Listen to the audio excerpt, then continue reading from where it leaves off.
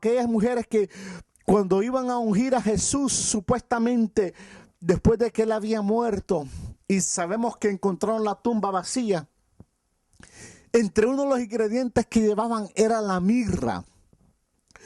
Porque eso es lo que usaban la mirra para los muertos, para quitarle el mal olor.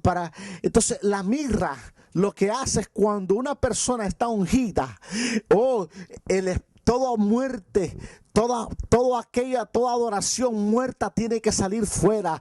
Todo aquello que parece ser muerto tiene que disipar.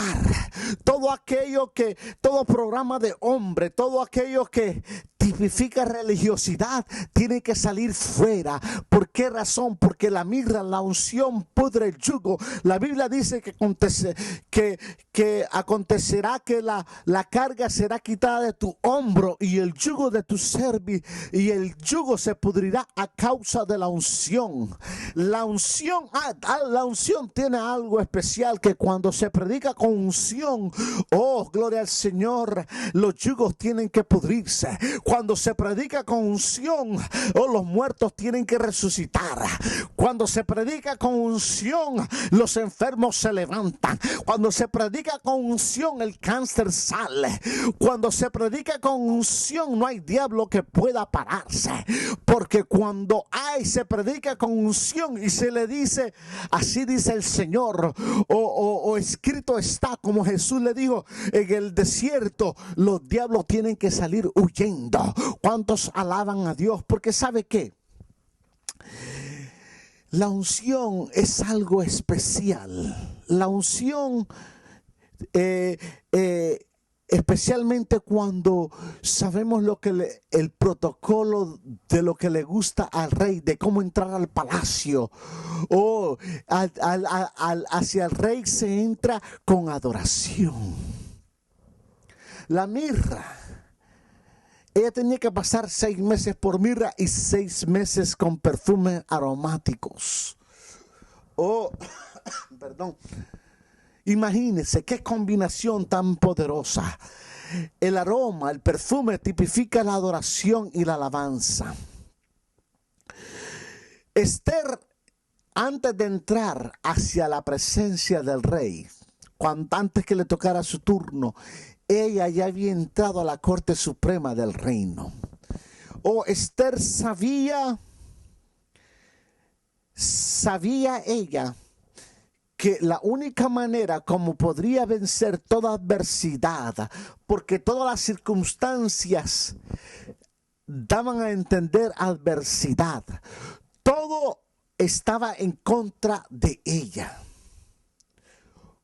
Por su pasado, era una campesina, pero lo que la unción hace, lo que el favor hace, es que Dios cambia a una persona y los saca del muladar y los hace sentar con el príncipe de su pueblo, dicen los salmos. Y vemos aquí que Esther aprendió a no estancarse en el lugar de favor, porque siempre debe de haber un propósito.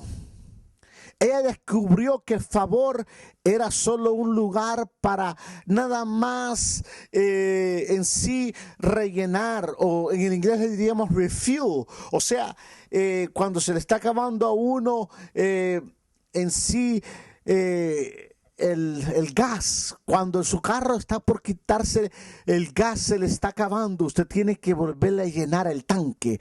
Ella sabía que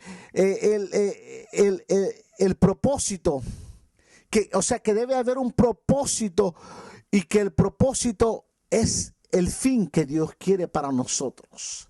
Ahora, Esther fue llamada para liberar al pueblo de Israel de una aniquilación que fue tramada por un hombre impío, por un hombre que era enemigo arrésimo de Dios. Era un enemigo en contra de Dios. Amán venía de la descendencia de Agag, de los amalequitas.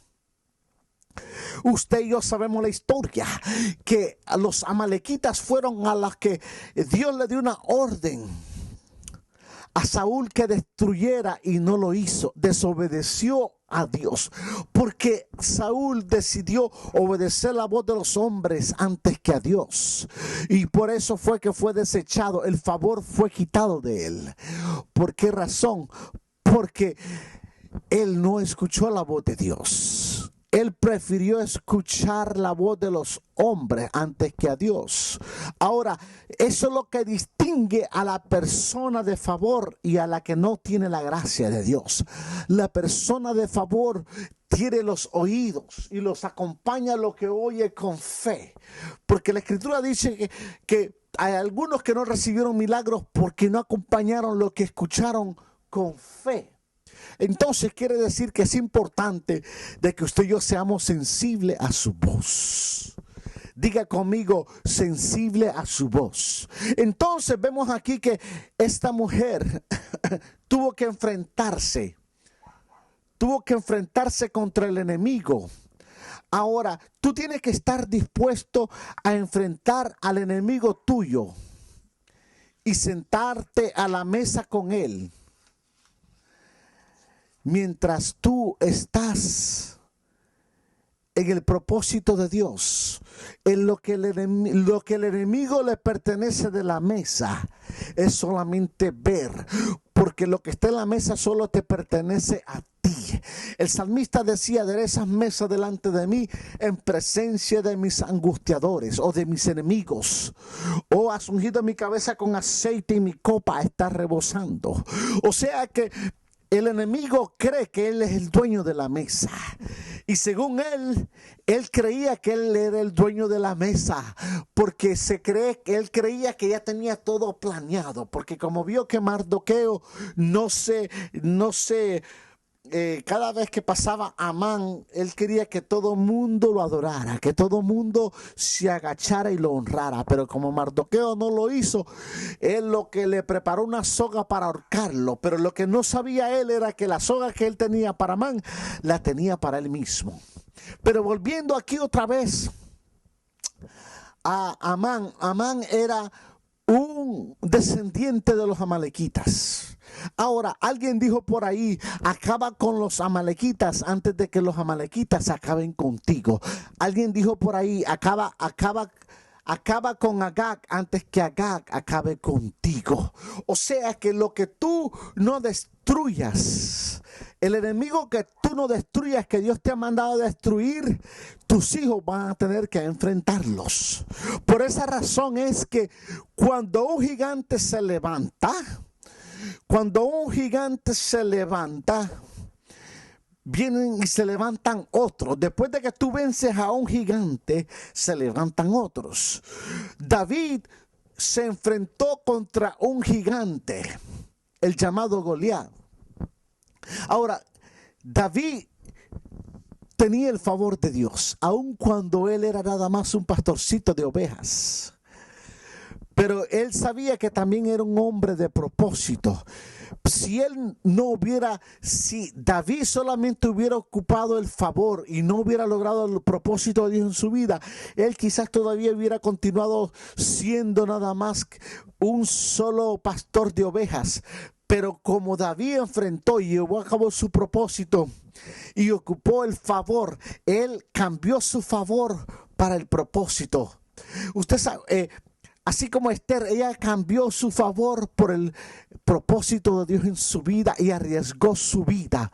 Ahora, David destruyó a Goliat, pero Goliat tenía otros hermanos.